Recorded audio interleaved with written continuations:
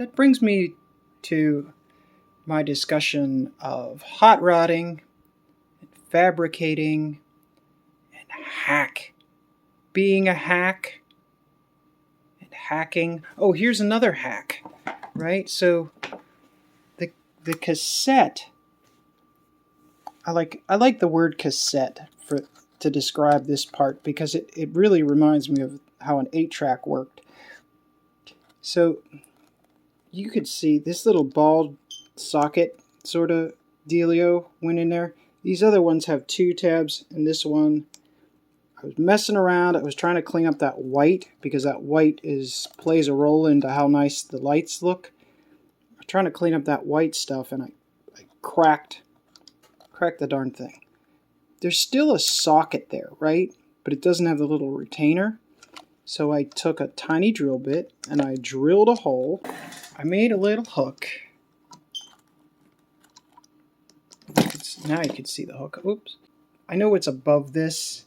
There's a little light that goes up and over. So I know I'm not going to be in the way of that. So I'm okay. And I know that when it's all the way in, it's like that. This is not going to interfere. And then I'm just going to use a little spring, like a carburetor or a distributor return spring size spring from here.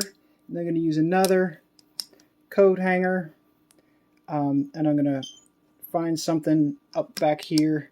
I'm just going to make another little hook so that it holds it into the socket, and it won't ever want to, because you don't pull on this, you only push.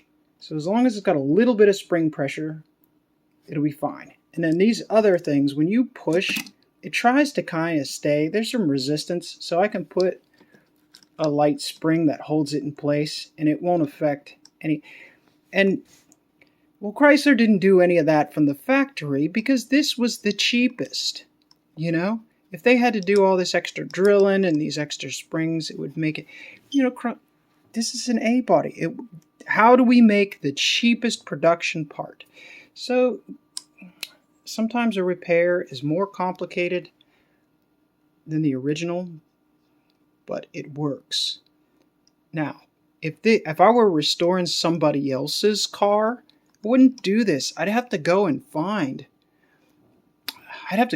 this cassette off another car. I might have to disassemble it and take one of these out, or if I'm lucky and I can get that would be enough to just swear me off of working on somebody else. That's why I don't like working on other people's cars, because if I accidentally broke this part while trying to clean it on somebody else's car, I would lose my freaking shirt trying to recoup the money that it takes to restore somebody else's car. You know, that's why restoration ends up being a hobby.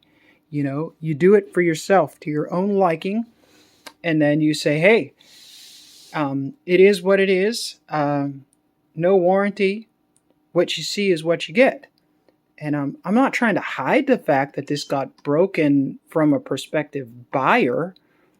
I just need a functional solution to, you know, this is the defrost button. It's the most important one, you know. It's got to work. And spent all an afternoon. It's been a whole day, you know, a whole working day. I don't know what a whole working day of your free time working in the shop is worth to you, but you know, you only get so many sunny days in your life.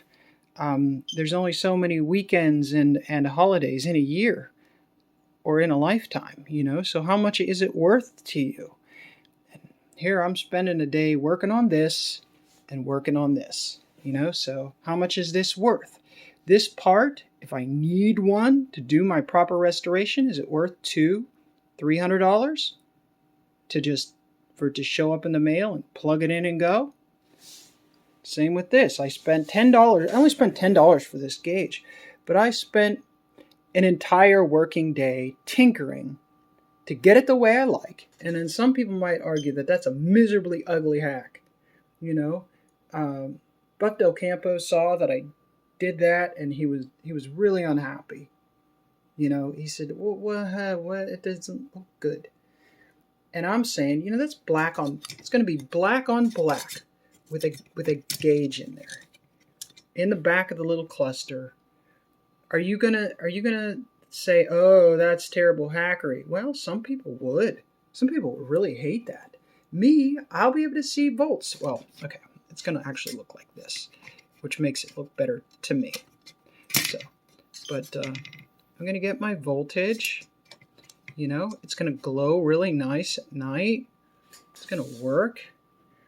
And here I'm right close up. This is the distance that the driver sits away from that gauge. Is that horrendous? Is it horrific? Is it unbearable? To me, it looks fine. To a perfectionist restorationist, if I took it to somebody else and had them do it, I probably wouldn't be happy that was the solution they came up with. Is that a hack? Well, yeah, it's a hack. It's a way somebody did something to make something work. But is it a good hack? I don't know. It's mastery of my environment. I'm building my hot rod. And hell yeah, if it works, it's great. Hey, not everybody's going to agree with that. I know that.